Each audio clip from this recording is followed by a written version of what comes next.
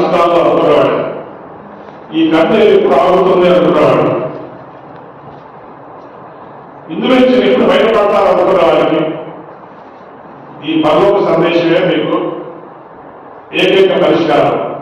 ఒకరోజు పరలోకం పెడతా ఉంటే ఒక నిరీక్షణ మాత్రమే కాకుండా ఈ భూలోకంలో కూడా మనం పరలోకం అనుభవించాలి. పరలోకం అనేది ఒక స్థలం, నిజమే. పరలోకం అంటే స్థలం. మామూలుగా మన వాక్యంలో చూస్తే 7 ఆకాశాలు అంటారు. 7 ఆకాశాల తర్వాత పరలోకం ఉంటారు. పౌరులు గారు 3 ఆకాశాల్లో వెళ్ళాలంట. మామూలుగా ఈ ముస్లిం సోదరులు వాడాలంటారు 10 ఆకాశాలు ఉన్నాయంట. 10 ఆకాశాల తర్వాత అక్కడ అల్లాహ్ ఉంటాడంట. సరే, ఈ పరలోకం ఎక్కడున్నా కూడా మనం పరలోకం వెళ్తామని ఒక నిరీక్షణ, పరలోకం గురించి ఒక అవగాహన, ఆ పరలోకంలో వాతావరణం ఎలా ఉంటుందో అదే వాతావరణాన్ని దేవుడు పట్టుబడి మన జీవితంలో ఇస్తాడు. అదే వాతావరణాన్ని కుటుంబంలో ఇస్తాడు. అదే వాతావరణాన్ని సంఘంలో ఇస్తాడు. అదే వాతావరణాన్ని సేవ పరిచయం ఇస్తాడు. కాబట్టి ఎప్పుడో ఒక రోజున ఆ పరలోకంలో ఆ వాతావరణం అనుభవిస్తాం అనేది అది చాలా ఉన్నతంగా ఉంటుంది. చాలా ఉన్నతమైన మహిమకరమైన స్థలము, ప్రదేశము, వాతావరణం. కానీ భూలోకంలో కూడా ఆ పరలోక సంతోషం, ఆ పరలోక సమాధానం, ఆ పరలోక ఆనందము యేసుక్రీస్తుని మనం నమ్మకంతో ప్రారంభమవుతుంది మన జీవితం. అదే వాతావరణం యేసు ప్రభువును నమ్మిన బిడ్డలు ఒక కుటుంబంలో అందరూ యేసు ప్రభువును నమ్మిన బిడ్డలైతే ఆ వాతావరణం అక్కడ కలిగి ఉంటుంది, కలిగి ఉండాలి. ఉండకపోతే ఏదో తప్పు ఉందన్నమాట, సంథింగ్ రాంగ్. ఇది కాబట్టి ఈ 3 వారాల్లో అనేకమైన విషయాలు, చాలా చాలా ఆసక్తికరమైన విషయాలు మనం చూసాం. అది 3 వారాలు వచ్చిన ఎవరైనా చేయగలరు?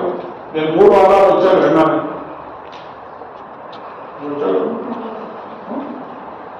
వచ్చాడు అనుమానం.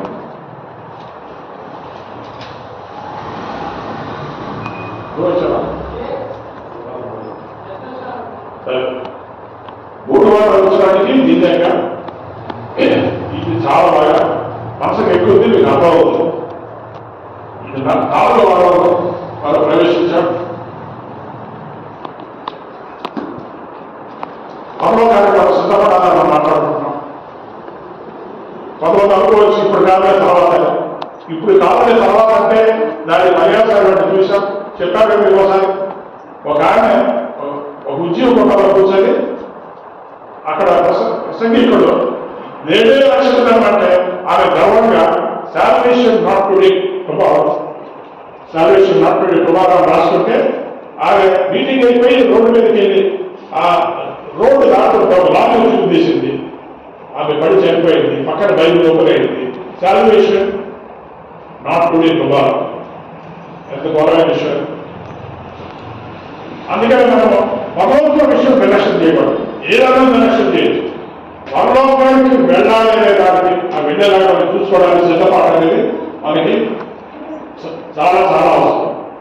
అందరికీ సిలువ మీద తొమ్మిది అవకాశం, ఇద్దరు త్వరగా ఉన్నారు, ఇద్దరికి అవకాశం ఇవ్వలేదు.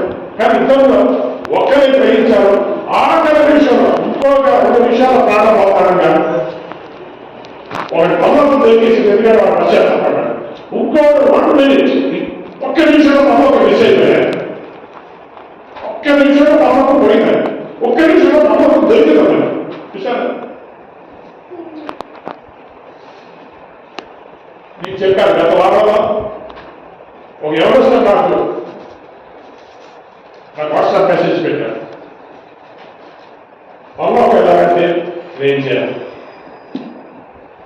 ఆయన చెప్పారు. పనులకు వెళ్ళగలం చాలా వివరంగా చక్కగా చెప్పారు. నాకు గొప్ప సంతోషం. గత వారంలో ఇద్దరికి నేను పనులకు టికెట్ ఇచ్చాను. ఏదో చూస్తున్నా మీరు టికెట్లు కూడా ఉంటాయా పనులకు?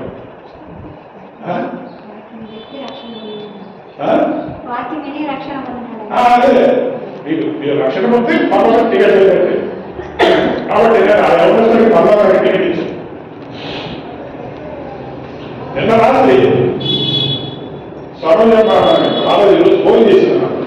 ఫోన్ చేస్తే మా ఆయన బాగానే చేశారు, ప్రార్థన చేశాను. ఆయన కూర్చున్నాడు, అరగంట సేపు మాట్లాడారు పరలోకం గురించి. మాట్లాడి ఆయనకి పార్టీ ప్రార్థన చేయించి పర్లోకాన్ని టికెట్ తీసుకొచ్చారు. ఇప్పుడు అబ్బాయి పర్లోకాన్ని టికెట్ ఎవరంటే మా దగ్గర పర్లోకాన్ని టికెట్లు చాలా ఉన్నాయి. ఎవరికి కావాలంటే వాళ్ళకి రావచ్చు.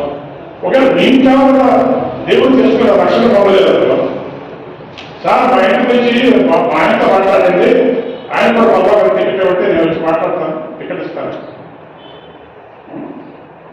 పిలుస్తాను. మా ఆయన మార్పు చెందాలి, లేకపోతే నా భార్య మార్పు చెందాలి, నా పిల్లలు మార్పు చెందాలి, మీరు వచ్చి మాట్లాడండి. వాళ్ళతో మాట్లాడాలంటే నేను మాట్లాడతాను, వాళ్ళు మమ్మల్ని చెప్తాను. వాళ్ళు ఒప్పుకుంటే మమ్మల్ని టికెట్ కూడా వచ్చేసి వస్తారు. దేవుని స్తోత్రం. హల్లెలూయా. అందుకని మనం ఈ భూలోకంలో ప్రత్యేక చర్చి, ప్రత్యేక దేవుడి ఆలయం, అది పరలోక సచివాలయం. మనం గ్రామ సచివాలయం పెట్టుకుంటాం కదా, మన ఏంటంటే పరలోక సచివాలయం బోర్డు పెట్టుకోవచ్చు. పర్వాలేదు, టికెట్ కావాల్సిన ఇక్కడ రండి, ఇక్కడికి వచ్చిన వాళ్ళకి ఖచ్చితంగా టికెట్ ఇచ్చేలా చేస్తాం. ఆ సినిమా టికెట్ కాదు, ఇంత అయిపోయాయి, ఎప్పుడు ఉంటాయి టికెట్, ఎప్పుడు కూడా ఈ టికెట్ ఉంటాయి. టికెట్ అయిపోయింది అనేది లేదు, చచ్చిపోయిన వరకు అవకాశం. సరే, ఈరోజు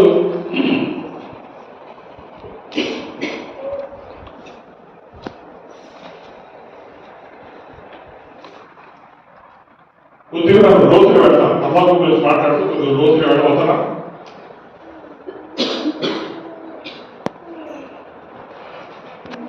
ప్రకటన గ్రంథం 21:7 చదువు. ప్రకటన గ్రంథం 21:7 ఎవరన్నా తీస్తే చదవచ్చు. జయించువాడు వీటిని స్వతంత్రించుకొనును, నేను అతనికి దేవుడనై ఉండును, అతడు నాకు కుమారుడై ఉండును. ఓకే, చాలు. ఇంకా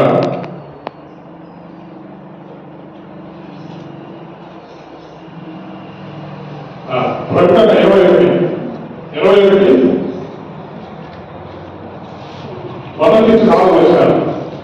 అంతట నేను క్రొత్త ఆకాశమును క్రొత్త భూమిని చూచి తిని, మొదటి ఆకాశమును మొదటి భూమియు గతించిపోయెను, సముద్రమును ఇకను లేదు. మరియు నేను నూతనమైన యెరూషలేము అను ఆ పరిశుద్ధ పట్టణము తన భర్త కొరకు అలంకరింపబడిన పెండ్లి కుమార్తె వలె సిద్ధపడి పరలోకమందున్న దేవుని యొద్ద నుండి దిగివచ్చుట చూచితిని. అప్పుడు ఇదిగో, దేవుని నివాసము మనుష్యులతో కూడా ఉన్నది. ఆయన వారితో కాపురముండును, వారాయన ప్రజలై ఉందురు. దేవుడు తానే వారి దేవుడై ఉండి వారికి తోడై ఉండును.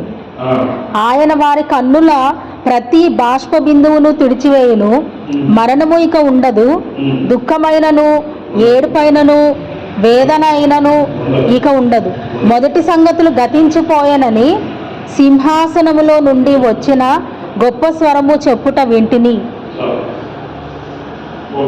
మళ్ళీ అదే నూతన యెరూషలేము కట్టడం కోసం 21వ అధ్యాయం 9 నుంచి 11 చదవండి. 9 నుంచి 11. అంతటా కడపటి 7 తెగుళ్లతో నిండిన 7 పాత్రలను పట్టుకొని ఉన్న 7 దేవదూతలలో ఒకడు వచ్చి, ఇటు రమ్ము, పెండ్లి కుమార్తెను అనగా గొర్రెపిల్ల యొక్క భార్యను నీకు చూపెదనని నాతో చెప్పి, ఆత్మవశుడనై ఉన్న నన్ను ఎత్తైన గొప్ప పర్వతము మీదికి కొనిపోయి, యెరూషలేము అను పరిశుద్ధ పట్టణము దేవుని మహిమ గలదై పరలోకమందున్న దేవుని యొద్ద నుండి దిగివచ్చుట నాకు చూపెను.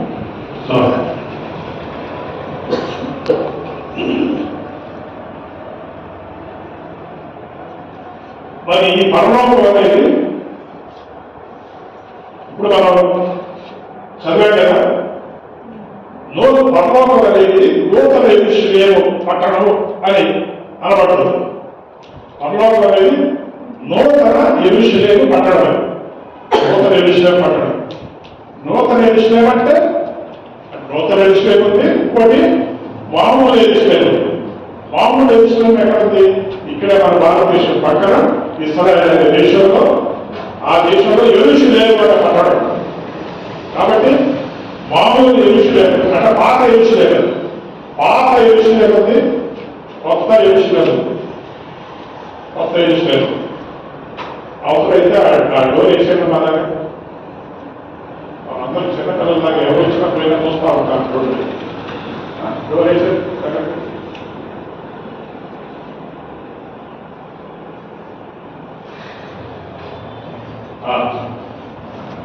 ఇప్పుడు కాబట్టి పాత యెరూషలేము అనేది ఉంటుంది, కొత్త యెరూషలేము. పాత యెరూషలేముల పరిస్థితులు వేరు, కొత్త యెరూషలేముల పరిస్థితులు వేరు. ఈ కొత్త యెరూషలేము ఎవరి కోసం అంటే, ఇది ఎవరి కోసం నిర్మించబడింది? ఎవరు అందులో ఉంటారంటే, ఎవరైతే యేసు రక్తంలో కడగబడిన వారు,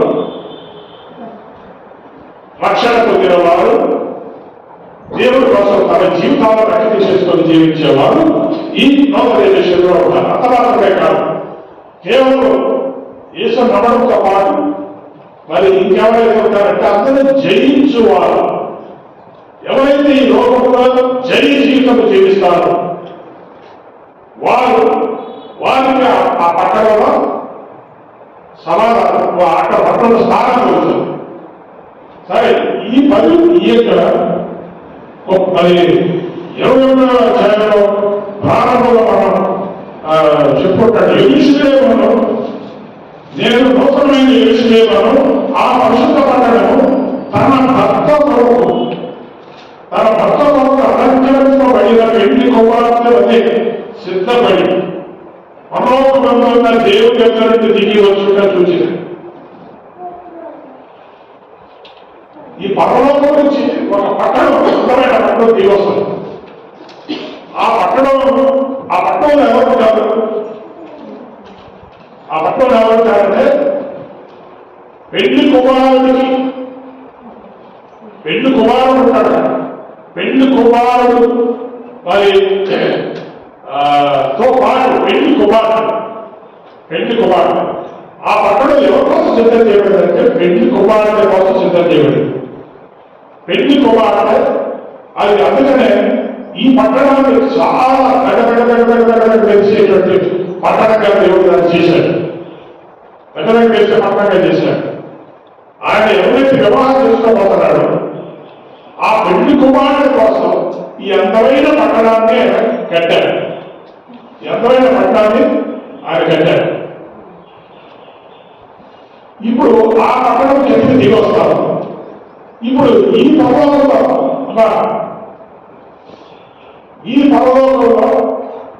ఎవరు ఉంటారంటే, రాజులకు రాజు, ప్రభువులకు ప్రభు దేవుడు ఉంటాడు, యేసయ్య ఉంటాడు. ఆ యేసయ్యతో పాటు సమానంగా అదే పట్టణంలో ఎవరుంటారంటే, ఆయన రంగంలో అడగబడి ఆయనకు భారీగా, అంటే యేసయ్యకు భారీగా ఉండడానికి ఎంచుకోబడినటువంటి ఈ పెళ్లి కుమార్తె. ఈ పెళ్లి కుమార్తె అనేటువంటి ఈ భార్య ఎవరంటే, యేసయ్య నమ్ముకున్న ప్రతి వారు, ఆయనలో ఉంటూ జయ జీవితాన్ని జీవిస్తున్న వారందరూ కలిస్తే దేవుడికి భారీగా, లేకపోతే పెళ్లి కుమార్తెగా ఇక్కడ చక్కగా అలంకరించబడ్డారు.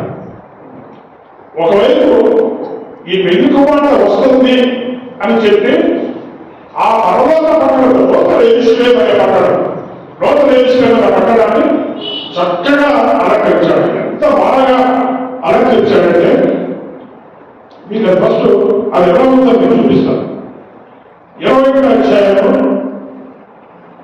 18వ వచనంలో నేను చెప్తాను. 21వ అధ్యాయం 18వ వచనం, ఆ పట్టణపు ప్రాకారము సూర్యకాంతములతో కట్టబడింది. పట్టణము స్వచ్ఛములకు స్ఫటికముతో సమానమైన శుద్ధ సువర్ణముతో, శుద్ధ సువర్ణం బంగారం కదా, మామూలు బంగారం కాదు, శుద్ధ సువర్ణం. మీరు వెళ్ళి పెద్ద పెద్ద షోరూమ్లకు వెళ్తారు కదా, బంగారం కొనుక్కోవాలని, అందులో ఎంత కొంత కలిసి ఉంటుంది. కానీ ఇక్కడ శుద్ధ సువర్ణం, పవిత్రమైన, అక్కడ ఏది మాత్రం కలిసి బంగారం ఉంటాయి. శుద్ధ సువర్ణముతో ఉన్నది. తర్వాత ఆ పట్టణపు ప్రాకారపు పునాదులు అమూల్యమైన నానావిధ రత్నములతో అలంకరింపబడి ఉండేది. మొదటి పునాది సూర్యకాంతపు రాయి. చూడండి ఆ రాడు ఎలా వర్ణిస్తున్నాడు. సూర్యకాంతపు రాయి. రెండవది నీలము. మూడవది యమునా రాయి. నాలుగవది పచ్చ. ఐదవది వైఢూర్యము. ఆరవది కెంపు. ఏడవది సువర్ణ రత్నము. ఎనిమిదవది గోవేదికము. తొమ్మిదవది పుష్పరాగము. పదవది సువర్ణ సునీయము. 11వది పద్మరాగము. 12వది సుగంధం. అసలు ఈ రాళ్ళు బంగారు బంగారు షాప్లో మీరు కనుక్కోండి, ఏదైనా మీరు విమలాంట్లో ఒకటి ఉంటారు ఆ రాళ్ళు. కానీ ఈ రాళ్ళు ఉన్నాయి, ఈ ప్రపంచంలో ఉన్నాయి. అవి కొనాలంటే ఎంత ఖరీదో తెలుసా? ₹1,00,000 పెట్టుకుంటారు ఈ రాళ్ళు. దాని విలువ తీసుకోండి, ₹1,00,000 పెట్టుకుంటారు. కాబట్టి ఇన్ని రాళ్ళతో పొరగబడి ఆ పట్టణానికి అందచందాలుగా వర్ణించలేదు. అసలు మనం ఎవరు? మీరేంటి? మీ అడ్రస్ ఏంటి? మీ పేరేంటి? ఈ భూలోకంలో మీరు ఎవరు? మనం ఎవరు? కానీ ఎలాంటి వాళ్ళని ఎలాంటి పనులకు వాళ్ళు వచ్చారు. ఆ పేరు చూస్తేనే మర్చిపోతాము. అసలు బంగారం, మన ఊరికి బంగారం కోసం దొంగతనాలు చేస్తారు. బంగారం కోసం నానా పాటలు, బంగారం కోసం ఎన్నెన్నో చేస్తారు. ఒకరు ఒక తులం కంటే ఇంకోరు 2 సార్లు తులాలు వేసుకుంటే 2 తులాలు వేసుకుంటే 1 తులంలో వేసుకుంటే అంత కూడదు. ఏంటిదంతా? ఈ మంచి వాళ్ళు చెత్తగా 5 తులాలు ఉంటే 2 తులాలు తగ్గుతుంది. ఇది చూసారా? ఇది ఏంటంటే పాత విషయంలో ఉన్న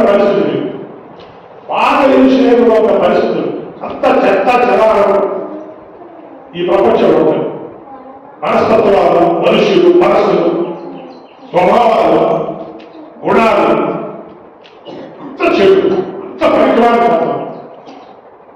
ఇంత పరిజ్ఞానంలో దేవుడు అంత పరిశుద్ధమైన పర్వతం అంటారు. అంత సదాసంగా పర్వతం అంటారు. మెడలో వేసుకున్న బంగారం, చెవులకు వేసుకున్న బంగారం చూసి రుచిపోతుంటారు. కానీ ఆ రోజు మన పర్వతంలో బంగారం వీధుల్లో నడుస్తారు. అంటే మన బాధాల కింద బంగారం, మన బాధాలకు దేవుడు బంగారం. అలాంటి ఊరు, అలాంటి పట్టణంలో మీ ఇల్లే బంగారం. అక్కడ దేవుడు మనకి ఇవ్వబోయే ఇల్లు బంగారం. చెప్పాడు కదా, నా తండ్రి ఇంట అనేక నివాస పలకలు లేని ఎన్న మీతో చెప్పుదును. నేను వెళ్ళి నేను స్థలంలో మీరు కూడా ఉంటున్నాగా నేను మరలా వచ్చి మిమ్మల్ని తీసుకెళ్తాను. ఎంత ప్రేమపడండి, ఎంత నిలుస్తున్నాడు ఈ జీవితానికి, ఈ పరికరాల జీవితానికి ఎంత నిలుస్తున్నాడు. ఆయన ఉండే స్థలంలో ఉంటాడా? మన కోసం స్థలం సిద్ధపరచాలని పెడతాడు. స్థలమే కాదు, అందమైన కుటుంబం. దేవుని అందరూ కూడా మంచి గృహాలు ఉన్నాయి. అయితే కొన్ని గృహాలు ఇంకా రాజభవనాలు వేసుకోకపోతే కొన్ని గృహాలు భవనంలో ఉన్నాయి.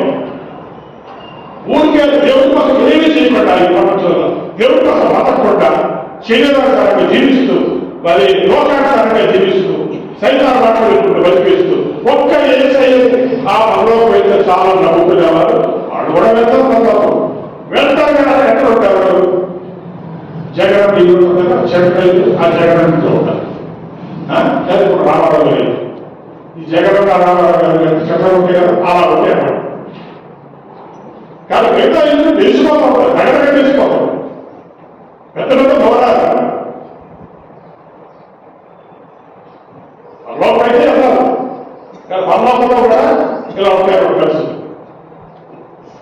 మీకు జగన్ రామారావు ఇల్లు తమాషగా అంటున్నాం, కానీ అంటే అంత చెన్నీళ్ళు అన్నమాట. కానీ ఏసయ్య అంత చెన్నీళ్ళు ఎవరికి కట్టరాదు. అక్కడ బ్రహ్మాండమైన ఇల్లు కట్టాడు. మనకు తెలుసుకోవడం మనం ప్రభువుని నమ్మకంగా గమనిస్తూ ఆయన కోసం బతుకుతూ ఉంటే, ఆయన ఇల్లు మనకి నలుగురు పరిచయం చేస్తా ఉంటే తప్పకుండా మనకి అంతా కూడా గౌరవప్రదమైనటువంటి ఇళ్ళు నివాసాలు అక్కడ ఉంటాయి. కాబట్టి ఈ లోకంలో దేనికి విలువ ఉంటుందో దానికి విలువ ఇవ్వదు. ఇక్కడ కూర్చున్న వాళ్ళు మీరు చెప్తారు, మీరు ఒక రోజు పరలోకం వెళ్ళేవారైతే ఈ లోకంలో దేనికి విలువ ఉంటుందో దానికి విలువ ఇవ్వదు. బంగారం అయిపోయి అలంకారం, డబ్బుకి గొప్పతనానికి రకరకాల వీటికి మనం ప్రాధాన్యత ఇవ్వక్కర్లేదు. డబ్బులు ఉంటే ఖర్చు పెడతాం, బంగారం ఉంటే వేసుకుంటాం, అవన్నీ వేరే సంగతి. కానీ ఆ పరలోక దృశ్యం మీకు ఎప్పుడు పడితే మనసులో ఉంటాను. చూడు, ఇన్ని రకాలుగా దేవుడు మన కోసం మన పనులను పట్టాలని తయారు చేశాడు. బ్రహ్మాండమైన పట్టణం అక్కడ దేవుడు అంటే ఏసయ్య మంచిగా అలంకరించబడి ఉంటాడు. పెళ్లి కూడా ఎలా ఉంటాడు, పెళ్లి కూడా ఎలా ఉంటాడు. ముఖ్యంగా గొప్ప గొప్ప పెళ్లిళ్ళు, పెద్ద పెళ్లిళ్ళు ఉంటాయి కదా, డబ్బులు. ఆ డబ్బులు పెళ్లిళ్ళు ఎప్పుడైనా చూస్తే కదా, ఒకసారి టీవీలో సినిమా వాళ్ళు పెళ్లిళ్ళు కూడా కనపడతా ఉంటాయి. వాళ్ళు ఎంత ఖర్చు పెడతారు, ఎంత బంగారు, ఎంత వెండి, ఎంత ఇది, ఎలాంటి రకరకమైన చీరలు కడతారు. పట్టు చీరలు, ఈ చీరలు, ఆ చీరలు అక్కడి నుంచి తెచ్చారు, ఎక్కడి నుంచి తెచ్చారు, అది ఎంత అలంకరిస్తారు కదా. దేవుడు ఎప్పుడు కూడా మోసగా ఉండేవాడు కాదు. ఏ అలంకారం లాగా దేవుడు ఫుల్గా అలంకరించుకొని ఉంటాడు. దేవుడు ఫుల్గా అలంకరించుకొని ఉంటాడు. రెండు రకాల అలంకారం ఉన్నాయి. ఒకటి బాహ్య సంబంధమైన అలంకారం, ఈ ప్రపంచం చేసేది. ఇంకోటి ఆంతరంగిక, ఆంతరిక లోన అంటే శరీరానికి అలంకరణ, ఆత్మకి ఆత్మపురుషుడు అంటాం కదా, అలాగే శరీర స్త్రీ, ఆత్మ స్త్రీ. ప్రతి యోగంలో పై కనపడే స్త్రీ ఉంటుంది, లోన కనపడే స్త్రీ ఉంటుంది. ఈ రెండు ఈ అలంకరణ కంటే ఆ ఆత్మ సంబంధమైన అలంకరణ మించిపోయి ఉండాలన్నమాట. మనలో అలంకరణ, ఆ అలంకరణ మనకు ఉండాలి. పైకి మనం ఏదో రెండు గొలుసుకో, చెవుకోల, ముక్కు పొడుకో, ఏదో ఇట్లాంటివి ఉంటాయి కదా, వేసుకుంటే తప్పేం లేదు. కానీ దానికోసం ఇంకోటి ప్రాణాలు తీయకూడదు, ఇంకోటి గొడవకూడదు, కొట్టాలా సస్తావా. కాబట్టి పరలోకంలో పెళ్లి కొడుకు చక్కగా అలంకరించబడ్డాడు. తర్వాత పెళ్లి కుమార్తెని దేవుడు ఇప్పుడు అలంకరిస్తున్నాడు. పెళ్లి కుమార్తె ఇప్పుడు అలంకరణ జరుగుతుంది. ఎవరా పెళ్లి కుమార్తె? ఎవరు? నేను చెప్పండి. నేనే ఆ పెళ్లి కుమార్తె. నేనే ఆ పెళ్లి కుమార్తె. మంచిగా హుషారుగా చెప్పండి. నేనే ఆ పెళ్లి కుమార్తె. నేనే ఆ పెళ్లి కుమార్తె. ఇప్పుడు ఆ పెళ్లి కుమార్తె అంటే పెళ్లి కుమార్తె సంఘంలో భాగంగా మనందరం కలిస్తే ఒక పెళ్లి కుమార్తె, అందరం కలిస్తే ఒక పెళ్లి కుమార్తె. ఆ పెళ్లి కుమార్తెని ఎక్కడ అలంకారం చేస్తున్నాడు, ఎక్కడ అలంకారం చేస్తున్నాడు. తర్వాత మూడోది పట్టణాన్ని అలంకరించాడు. మనం రోజు వెళ్తాం కదా, మనం వెళ్ళేసరికి అలా అడుగు పెట్టడం దగ్గర వేసి ఇక్కడ పట్టణం కదా, మామూలు పట్టణం కాదు, అన్ని రకాల దాని అలంకరణ. సో ఆ అలంకరణ అంతా మనం మీకు చదివాను. ఇన్ని రకాల రాళ్ళు, సుగంధము, ఎన్ని. సో వైపు ఆయన అలంకరించుకోవాలి. రెండోది పట్టణం నూతన విషయమైన పట్టణం అలంకరించబడి. మూడోది కొన్ని సంవత్సరాల తర్వాత ఈ భూమి నుంచి ఆ పెళ్లి కుమార్తె సంఘం పైకి వెళ్ళే నూతన విషయంలోకి వెళ్ళబోతుంది. అక్కడ వెళ్తే ఏం మాటలా తమాషా, పెళ్లి కుమార్తె వస్తుందంటే ఫుల్ డెకరేషన్ అన్నమాట. అవునా? పెళ్లి కుమార్తె వస్తుందంటే ఫుల్ డెకరేషన్. చాలా సంతోషంగా ఉంది. చాలా పెళ్లి కుమార్తె వస్తుందంటే మంచి డెకరేషన్ చేసేస్తాం కదా. పెళ్లిలో కూడా అది ఏమిటో మనం ఏ దృష్టి అంటే నాకు తెలియదు, స్త్రీల దృష్టిలో పురుషుడు వస్తే ఎవరు కాదు. తిరిగి వస్తుంది, పెళ్లి కుమార్తె వస్తుందని అంత లేచి కూర్చుంటా. ఎంత గౌరవం మీకు పెళ్లి కుమార్తె. అది కూడా క్రైస్తవ పెళ్లి కాదు, ఇక్కడ బయట కాదు, బయట మీకు ఒట్టిగానే ఒక క్రైస్తవ చక్కగా దేవుడిచ్చిన ఘనత. అంటే అసలు పెళ్లి కుమార్తె లోపల వస్తుందంటే పురుషులు లేచి కూర్చున్నారంటే అక్కడ ఒక దేవుడు సందేశం ఇచ్చాడు. ఆ స్త్రీలు అలా గణపరచండి, గౌరవించండి. కాబట్టి ఆ పెళ్లి కుమార్తె కోసం మా పెళ్లి జరిగినప్పుడు మా మాస్టర్ గారు లేటుగా వచ్చారు. 4 గంటలకు రావాల్సింది ఎప్పుడు 5 గంటలకు వచ్చావా? 5 పావుగా చెప్తాను. అంటే 30 గంటలు లేటు వచ్చారు. 30 గంటలు లేటు వచ్చేసరికి ఆమె మీరు లేదు సేవాలా నేస్తాను కూర్చున్నాను. ఎప్పుడైనా ఈ రోజు మళ్ళీ మా బంధువులు కొంతమంది జోకులాడు. ఏమో జోకులు వేస్తారంటే ఆమె వస్తుందా లేదో, ఆమె రాకపోతే వేరే వాళ్ళు చూడమంటారు. అలాంటి జోకులు కూడా వేశారు అంటే. కానీ ఆమె 30 గంటలు లేటు వచ్చింది. ఆ వచ్చినప్పుడు అందరూ ఉత్సాహంగా నిలబడి ఎదురు చూశారు ఆ పెళ్లి కుమార్తె కోసం. కాబట్టి ఈ క్రైస్తవ వివాహ సిద్ధాంతంలో ప్రతి దానికి ఒక అర్థం ఉంది, ప్రతి దాని వెనుక ఒక సందేశం ఉంది. అందుకనే దేవుడు ఆ ఘనత ఎందుకంటే ఆమె మీదే ఆధారపడింది. కుటుంబంలో ప్రతి విషయం కూడా, దాదాపు ప్రతి విషయం కూడా కుటుంబాన్ని చక్కదిద్దేది, కుటుంబానికి ఘనత తెచ్చేది, కుటుంబానికి మంచి పేరు రావాలన్నా, కుటుంబంలో పిల్లలు బాగుపడాలన్నా, వెలుగు పొరుగుతో ఉండాలన్నా, అన్ని విషయాల్లో కూడా స్త్రీయే మూలకంగా ఉంటుంది.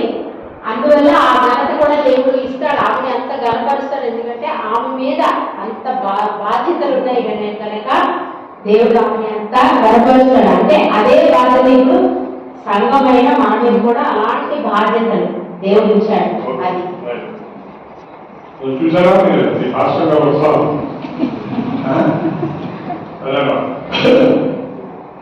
కాబట్టి ఈ అలంకరణలు జరుగుతూ ఉన్నాయి. ఇప్పుడు పెళ్లి కుమార్తె అలంకరించబడుతుంది. 2 అలంకరణలు అయిపోయాయి. ఒకటి మనం వెళ్ళి ఏ పట్టణంలో ఉండాలో ఆ పట్టణం రెడీగా ఉంది. ఆయన పెళ్లి కుమార్ రెడీ ఉన్నాడు. ఇప్పుడు ఈ పెళ్లి కుమార్తె సిద్ధపడతాము. మరి ఇంతకుముందు రామాయణం కోసం ఒక మాట నేను చెప్తాను. ఇప్పుడు ఈ నూతన ఎదుర్కొనేటువంటి పట్టణం వినాలి. ఎందుకంటే మీరు నూతన ఎదుర్కొనే పట్టణంలో నిజంగా ఉందని తెలిసిపోయినారు. బైబిల్లో రాసింది. తర్వాత మరి అమెరికా వాళ్ళు ఏం చేశారంటే, వాళ్ళు మామూలుగా ఈ పైకి రాకెట్లు పంపిస్తూ ఉంటారు. ఆ రాకెట్లో ఏం పెట్టారంటే ఒక టెలిస్కోప్ అంటే మీకు తెలుసు కదా, టెలిస్కోప్ అంటే దూరంగా ఉన్న ఏదన్నా దృశ్యాలు అవి మన దగ్గరికి, అది ఆకాశంలో ఉంటే ఏ దృశ్యాలైనా సరే మన దగ్గర నుంచి చూస్తే ఎంత బాగుంటుందో అంత స్పష్టంగా కనపడేలాగా ఈ టెలిస్కోప్ ఉంటుందన్నమాట. అంటే ఎంత దూరంగా వేల లక్షల దూరంగా బాగుంటుంది పట్టేసి మనకి మంచి ఫోటో వస్తుంది. ఇదో ఎదుగుతుంది అక్కడ ఎదుగుతుంది. అలాగే వీళ్ళు ఆ రాకెట్లో పంపించినప్పుడు ఎన్నో సంవత్సరాలుగా ఈ రాకెట్లో పంపిస్తున్నారు కానీ ఒకే ఒకసారి అది ఎంతో దేవుడు సిద్ధమైనది. ఈ టెలిస్కోప్ అక్కడ ఒక ఫోటో తీసింది తెలియకుండానే. ఫోటో తీస్తే ఆ ఫోటో ఏంటి తెలుసాలి, ఒక అంతంగా తెలిసిపోయే ఒక పట్టణం ఫుల్ లైట్ ఉంటాయి. అక్కడ స్ట్రీట్ వీధి దీపాలు లేవు, సూర్యుడు లేడు, చంద్రుడు లేడు, కానీ నగరంగా వెలిసేటువంటి చాలా ప్రకాశమానమైనటువంటి పట్టణము. అక్కడ ఇళ్ళు ఉన్నాయి. ఆ ఇంట్లో నుంచి వెలుగు వస్తుంది, వీధులు వెలుగు వస్తుంది.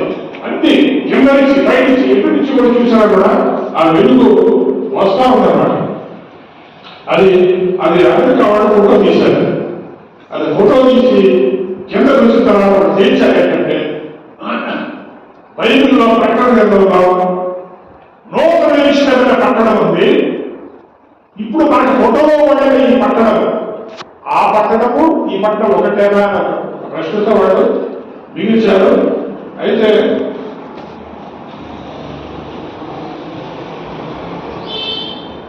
అక్కడ ఊరికే మీకు ఏం చెప్తున్నాడో మాస్టర్ గారు అనుకుంటారు, ఎవరు చెప్తున్నాడు నిజంగా ఉంటాడు కానీ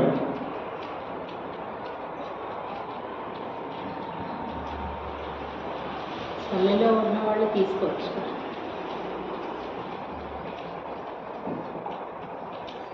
కనపడుతుందో లేదో కానీ ఇది ఒక వెలుగుతో పడిన ఒక అర్థం కనపడుతుంది. వెలుగుతో పడడం సరే మీకు తలా చూపిస్తాను.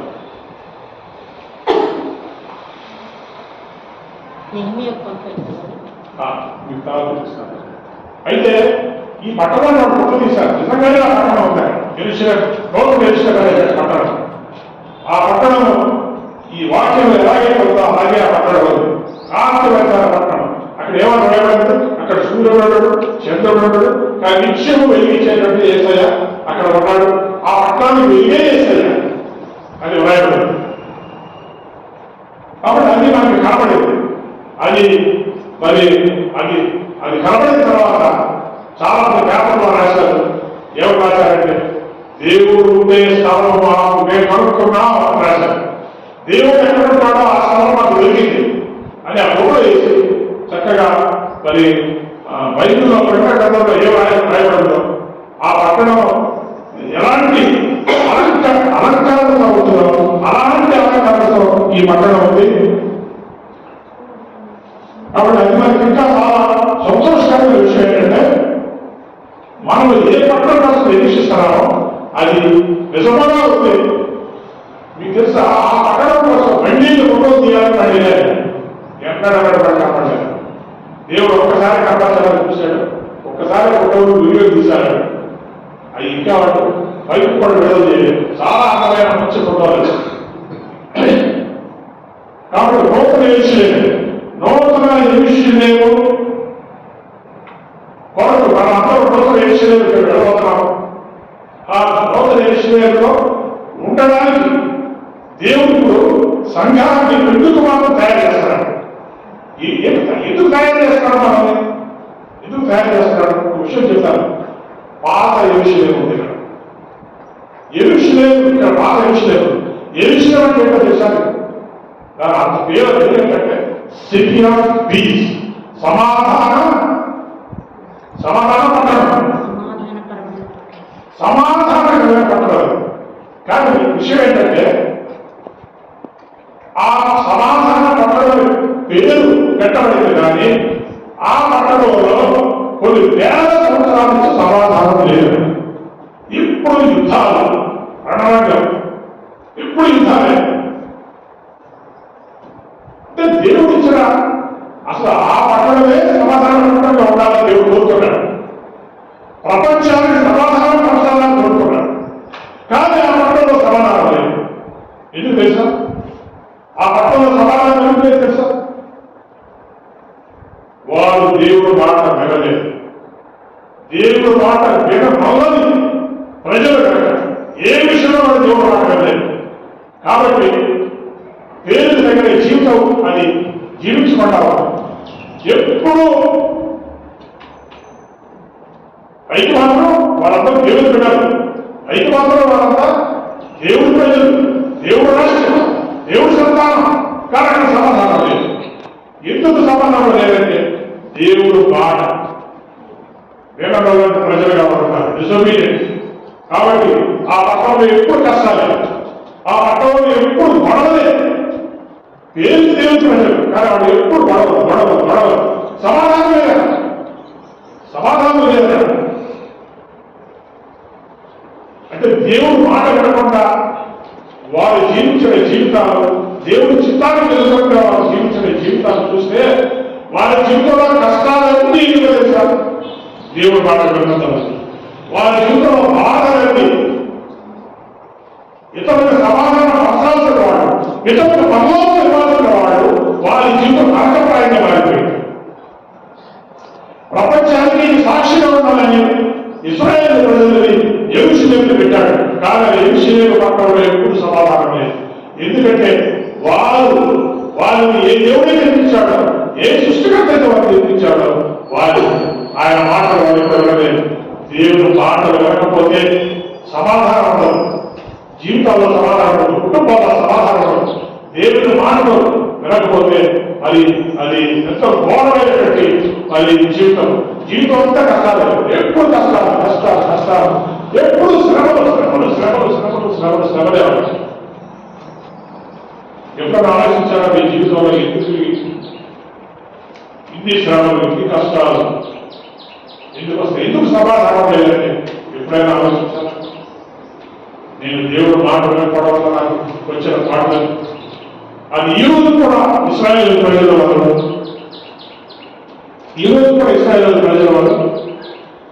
గ్రహించినవి. ఇక్కడ ఇందాక చదివినటువంటి వాక్యంలో ఈ పట్టణంలో ఎవరు ఉంటారంటే, దేవుని ఒక నిమిషమైన పట్టణంలో ఎవరు ఉంటారంటే అక్కడ జయించేవారు ఉంటారు. ఇది ఈ మాట మనకు ఆలోచన చేయాలి.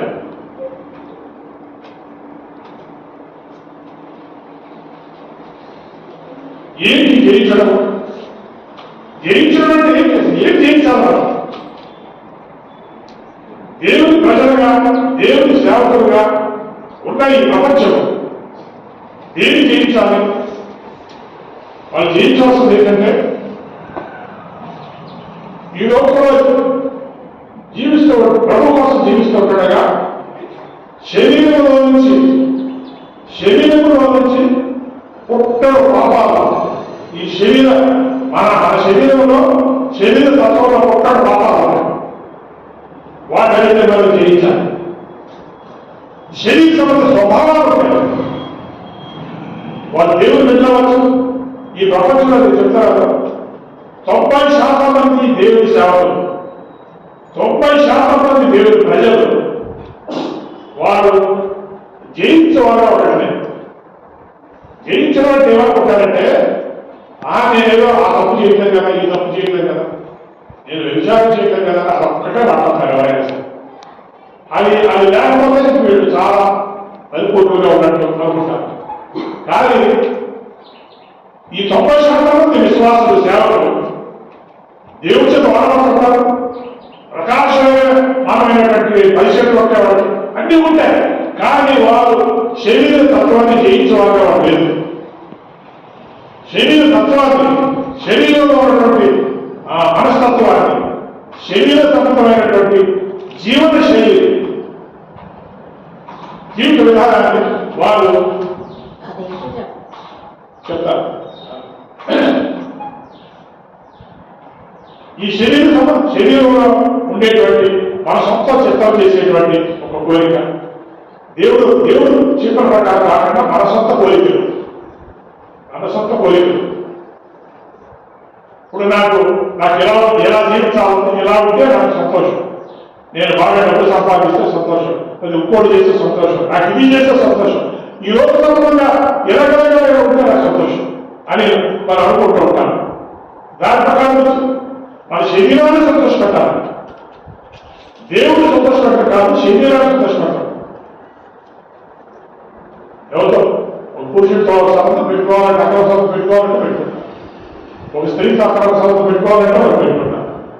ఎందుకంటే వాళ్ళకి ఏదో వాళ్ళు సంతోషాన్ని ఇస్తారు. వాళ్ళ అలాగే వాళ్ళు గర్విష్ఠులుగా జీవిస్తారు, గర్వాంతంగా జీవిస్తారు, తాము హెచ్చించుకునే వాళ్ళగా ఉంటారు, తాము తగ్గించుకునే వాళ్ళగా ఉంటారు. కోపం, కక్ష, క్రోధం, అసూయ ఇవన్నీ మన శరీర తత్వంలో భాగం. వీటిని జయించాలి. ఈ ప్రపంచంలో ఉన్నాడు జయించాలి. ఇంకొకరు అవమానించడం, ఇంకొకరు ద్వేషించడం, ఇవన్నీ కూడా శరీర తత్వాల్లో భాగం. ఇది మనం జయించవలసిన వారు ఉంటాం. వీటిని వాళ్ళు జయించేవారుగా పర్లోకానికి వెళ్ళాలి. అలాగే ఒకవైపు శరీరం, ఇది చాలా లోక సంబంధమైన జీవితం, లోక సంబంధమైనటువంటి జీవిత విధానం. లోకం ఏమి చెప్తుందంటే నువ్వు ఇలా ఉండాలి, ఇలా ఉంటేనే ఫ్యాషన్, ఇలా ఉంటేనే మనం నలుగురు దృష్టిలో పడతారు, సంబంధమైనటువంటి ఆకర్షణ, లోక సంబంధమైనటువంటి జీవిత రంగం కోసం ఏమన్నా వాక్యంలో శరీరాశ మనలో ఉన్నంత ఏంటంటే శరీరాశ, నేత్రాశ, జీవకుడంలో ఈ మూడు ఉన్నాయి. ఈ మూడుని మనము ఈ ప్రపంచంగా జయిస్తూ ఉండాలి. చాలా మంది 90% మంది సేవకుల విశ్వాసం జయించరు. దీని దృష్టి పెట్టరు. కోపాన్ని జయించాలి, అసహనాన్ని జయించాలి, ద్వేషాన్ని జయించాలి, ఇంకొకటి అవమానించడం జయించాలి, విధేయత చూపాలి, దేవుడు విధేయత చూపాలి, మనుషులు విధేయత చూపాలి, అధికారాన్ని విధేయత చూపాలి. అసలు మన జీవితాన్ని మార్చుకోవడానికి ఎన్ని రకాల చెత్త చెదాల మన జీవితంలో ఉందో దాని మీద దృష్టి పెట్టకుండా ఏదో నేను రక్షించబడిపోయాను, నేను దేవుడేక, నేను దేవుడికి సాక్షిగా ఉన్నాను, లేకపోతే నేను దేవుడికి సేవకుడుగా ఉన్నాను అని అర్థం చెప్తుపోతున్నాను. చాలా మంది సేవకుల్లో కూడా వాళ్ళు గొప్ప గొప్ప పరిచయాలు చేయొచ్చు, గొప్ప గొప్ప సేవ చేయొచ్చు, కానీ వాళ్ళ వ్యక్తిగత జీవితంలో ఈ శరీరానుసారమైనటువంటి జీవితము స్పష్టంగా కనపడతా ఉంటుంది. శరీర సంబంధమైన తత్వాలు కనపడతా ఉంటాయి. లౌకిక సంబంధమైనటువంటి లౌకిక మార్గాలు అనుసరించడం, లోకము ఏ మార్గంలో వెళ్తుందో అదే విధంగా వీళ్ళు కూడా అనుసరించడం, వీటన్నింటిలో వాళ్ళు జయించుకుంటూ ఉంటారు. ఎందుకంటే జయించుకోవాల్సిన అవసరమే కావాలి. ఎందుకంటే దేవుడు వాళ్ళు వాడేసుకుంటాడు, గొప్పగా వాడేసుకుంటాడు, గొప్పగా వాడితే చేస్తాడు. అందుకే వాడు వీటి మీద దృష్టి పెట్టాడు. కానీ దేవుడు ఎవరికైనా జయించవాలనే వారికి ప్రత్యేక జీవితం వారికి ఇస్తారన్నాడు.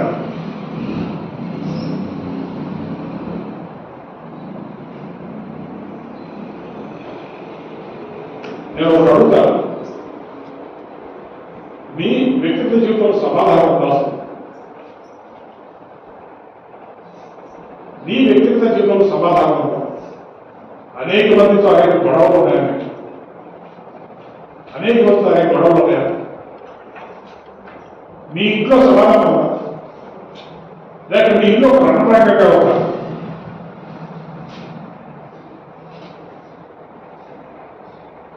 అపోస్తలుల పోరాటాల సందర్భంలో మీరు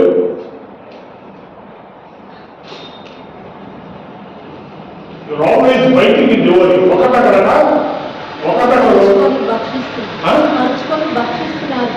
ఒకటొకరు కలిసి వెళ్ళి పక్షిస్తారా? ఎవరు చేసేది ఏమి విడుదల చేస్తారా? ఇలాంటి వాతావరణం నీలో ఉందా, నీ ఇంట్లో ఉందా? ఒకరొకరు కలిసి రక్షించుకుంటా ఉంటారు. సమాధానం లేదా?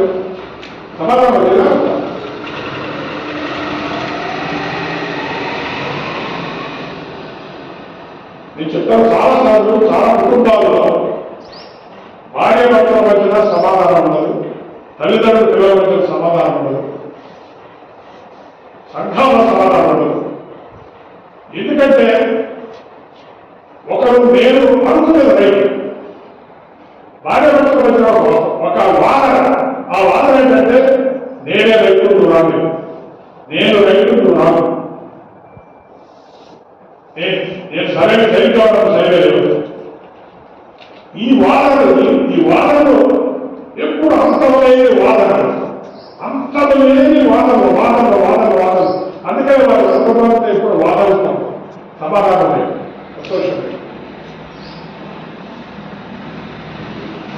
నేను కొంచెం కంపెనీకి వెళ్ళాను, బయట ఫ్యాక్టరీ, అక్కడ మేనేజింగ్ డైరెక్టర్ కంపెనీకి బాస్.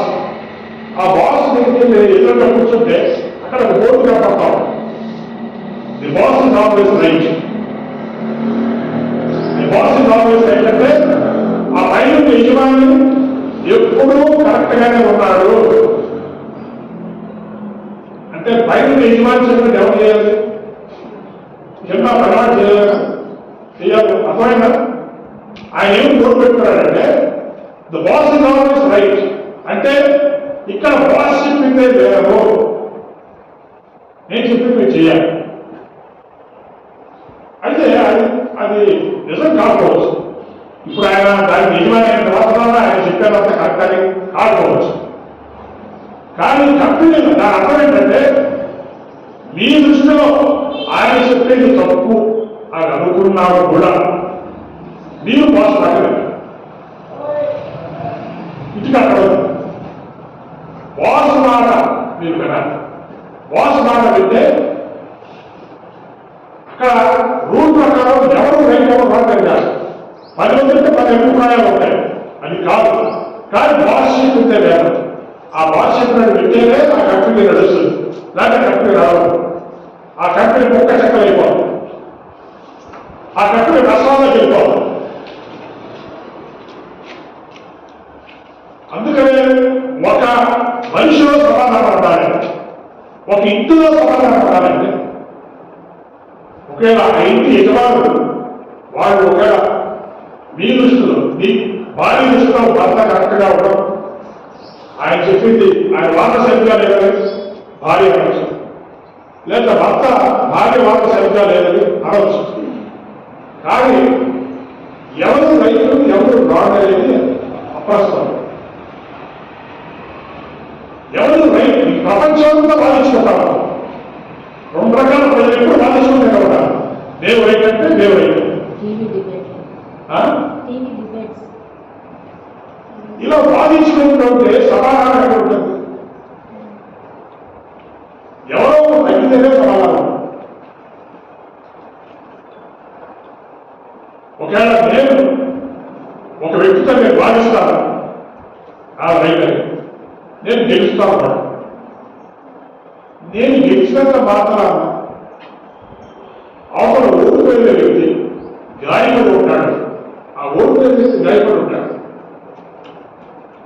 నేను గెలుస్తాను, నా వాదన గెలుస్తుంది, కానీ నేను ఒక ముఖ్యమైన మనిషిగా నా జీవితంలో నేను పోగొట్టుకున్నాను. ఎందుకు వాళ్ళు వాదించకూడదు? ఎందుకు నేనేదైనా అనకూడదు? ఎందుకు సమాధానం వాదన కంటే సమాధానం అవుతుంది? ఎవరు రైతు ఎవరు రొట్టలేదంటే సమాధానం అవుతుంది. ఏదో ఒక స్టేజ్లో ఒక తగ్గాలి. ఆ తగ్గకపోతే ఆ ఇల్లు రణరంగం, ఆ చర్చ రణరంగం, ఆ వ్యక్తిగత జీవితం రణరంగం.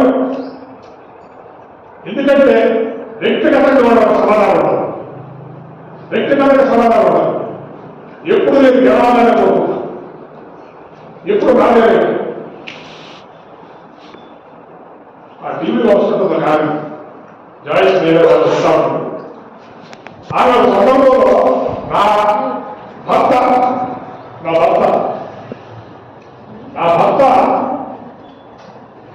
భర్త బాధ్యతలో కూడా చేస్తున్నాను. భార్య ఇప్పుడు దేవుడు అన్నాడట, ఫస్ట్ నువ్వు మారాలి. ఎవరు మానవత్వం ఏం చేస్తా? మనం ఎప్పుడు ఎదుటోడు మానవత్వం, ఎదుటోడు తెలుసుకోవాలి ఏది సత్యం ఏది అసత్యం. కానీ క్రైస్తవ జీవితంలో ఎప్పుడు వాదనతో కూడుకునే జీవితం కాదు. అది సమాధానం, దేవుడు రాజ్యం కదా సమాధానము, సంతోషము, నీకు సమాధానంతో కూడుకున్నది. ఇలాంటి వాతావరణం ప్రపంచంలో కదా, ఈ ప్రపంచంలో ఉన్న వాతావరణం. మరి మనం ఒకరోజు ఒక్కొక్కరికి వివరిస్తున్నాం. పరలోకంలో ఇలాంటి వాతావరణం, ఇలాంటి వాదనలు, ఇలాంటి వేషాలు, ఇలాంటి కక్షలు, ఇలాంటి క్రోధాలు ఉండవని కాదు. ఆ పరలోక వాతావరణాన్ని తన సొంత జీవితంలో అలవర్చుకోవాలంటే దానికి అవసరమైతే తగ్గిపోవడం, అవసరమైతే నీ పైన యజమాని వాడు రైతు మందం వాడు రూల్ ప్రకారం వెళ్ళాలి. ఎదుటోడు మాట వెంటరా అంటే దాని అర్థం వాడు రైటర్ కాదు, రాణం కాదు. అన్నిటికంటే సమాధానం దొరకదు, అన్నిటికంటే సమాధానం దొరకదు.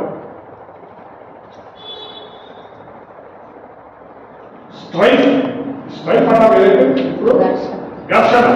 ఈ ఘర్షణ ఏది? ఘర్షణ గొడవ లేదు, సమాధానానికి ఆల్టర్నేటివ్ కాదు. Strife is not alternative to peace. సమాధానం శ్రేష్టమైనది, ఆ సమాధానమే కాపాడాలి. కానీ గొడవలకు ఆస్కారమైనటువంటి తత్వాలు, తర్కాలు, వాదనలు ఇవన్నీ మనం ఎవరు తగ్గిపోతే ఆ సంసార జీవితం బాగుంటుంది, ఎవరు తగ్గిపోతే వాడి కుటుంబ జీవితం బాగుంటుంది.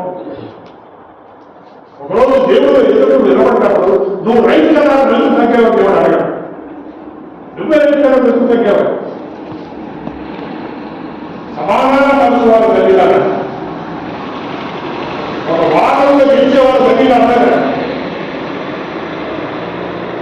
కాబట్టి ఏది నీతి, ఏది అవినీతి, ఏది న్యాయం, ఏది అన్యాయం, ఏది సరైనది, సరైనది కాదు అనేది సత్యాల మీద కట్టినప్పుడు సమాధానానికి కట్టలుగా ఉండాలనేది దేవుడు ఈ భూలోకంలో ఉన్నటువంటి మరి మన గృహాలు, మన జీవితాలు ఉండాలి. ఎందుకంటే పరలోకంలో ఎలా ఉంటుంది, అలా ఉంటుంది, ఎలా ఉంటుందని చెప్తారు. పరలోకంలో ఇలా ఉండదు, పరలోకంలో అది ఉండదు. ఈ ఎన్ని మనం చెప్తున్నాం కదా, మరి ఈ భూలోకంలో ఎందుకు వాడతాం?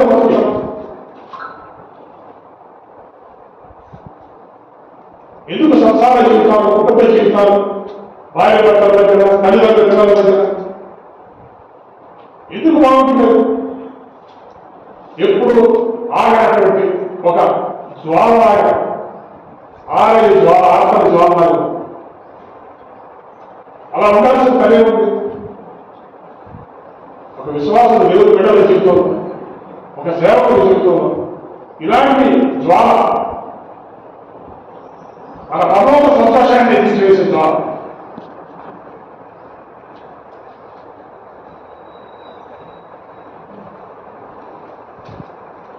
కాబట్టి తగ్గించుకోవడం, మనలో తగ్గించుకోవడం, విధేయత చూడడం. నేను చాలా మంది అన్యాయస్తులైనటువంటి అధికారులు పనిచేశాను, చాలా అన్యాయంగా మాట్లాడేవాళ్ళు, చాలా అన్యాయంగా నేలపోయేవాళ్ళు నేను. కానీ అక్కడ లేదు, వారితో వాదించలేదు. The boss is always right అనే సిద్ధాంతం ఇవ్వబడ్డారు. వాదనలు సమస్యలకు పరిష్కారం కాదు. కొన్నిసార్లు విధేయత అవసరం. రైతుగా రాగలిగిన విధేయత, అర్థమైందా నీకు అర్థం కాలేదు విధేయత ప్లస్ మౌనం వహించు.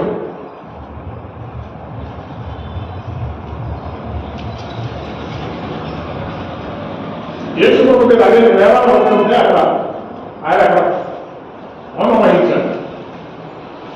ఇలా జరిగాడు. ఏమి ఇంతగా నీ గురించి చెప్తున్నావు కదా, నువ్వేం మాట్లాడలేదు.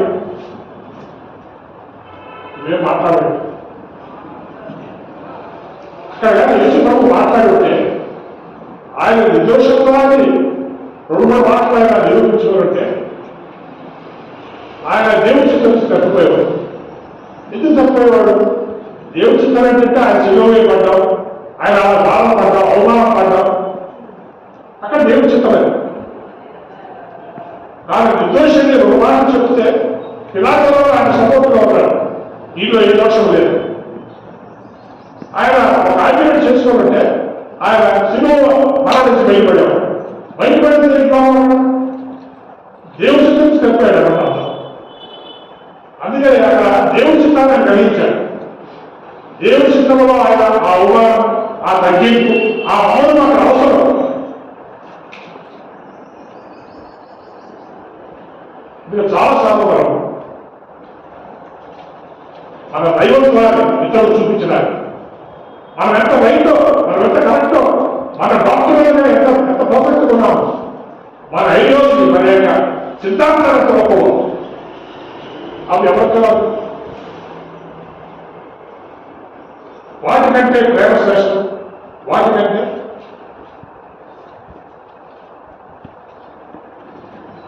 ఈ ప్రపంచంలో 50% మంది ప్రజలు మౌనం వహించడానికి సిద్ధంగా లేదు. కాబట్టి ఇద్దరు మంది వ్యక్తులు రణరంగ జీవితమే రణరంగ. ఇలా జీవితంలో రణరంగం కింద లేకపోతే ఒకసారి మనం నమ్మిన సిద్ధాంతాల మీద మనకే ప్రభావం వస్తుంది.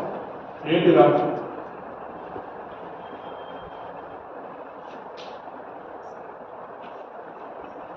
కాబట్టి ఆ పదవ రాజ్యాలు జరగడానికి ఏదో నేను దేశం కాబట్టి విభాగం అలా అనుకోవద్దు. మనం ఈ లోపల ఈ పరిస్థితులన్నీ కూడా మనం జయించాలని దేవుడు కోరుకుంటాడు. కక్షలు, క్రోధాలు, విభేదాలు, అసమాధానం, గొడవలు, ఒకరొకడు దిగేయడం, రక్షించుకోవడం, ఇదంతా శరీర తత్వం.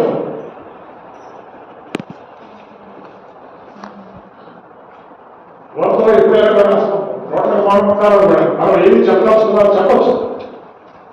కానీ దాన్ని నిరూపించడానికి నేను ఆకాశం పోతున్నాను చెప్పాలి. ఎప్పుడు కూడా ఇదిగో ఇది కరెక్ట్ అనుకుంటాను మనం చెప్పచ్చు.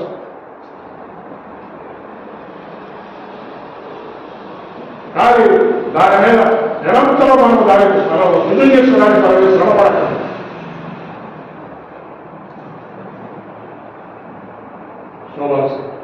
సమాధానం, సంతోషం, నెమ్మది. యేసయ్య తన సంఘాన్ని పెళ్లి కుమార్తెని ఒకదాన్ని ఆయన ఆంతరిక అలంకారం అదొక చూస్తాం దాన్ని ముగించుకోవచ్చు. కావాలంటే వచ్చేవారు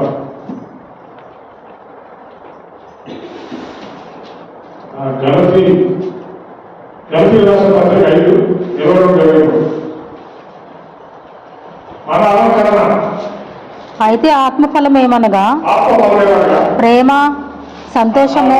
చూసారా, ఇప్పుడు యేసయ్య మనల్ని తయారు చేస్తున్నాడు, మనకి అలంకారంగా తయారు చేస్తున్నాడు. ప్రేమ, సంతోషము, ప్రేమ ఆ ప్రేమ ఒక లోకసమైన ఒక అలంకారంతో పోల్చుకోవచ్చు. మంచి కొన్ని పూలు పెట్టుకున్నారు, మంచి సువాసన వస్తుంది కదా. అలాగే ప్రేమ కూడా అలాగే మంచి సువాసన వస్తుంది. అలాగే ప్రేమ అలంకారం. సంతోషము, సమాధానము, దీర్ఘశాంతము. చూడండి, సంతోషము, సమాధానము, ఇది ప్రాముఖ్యమైన జీవితం.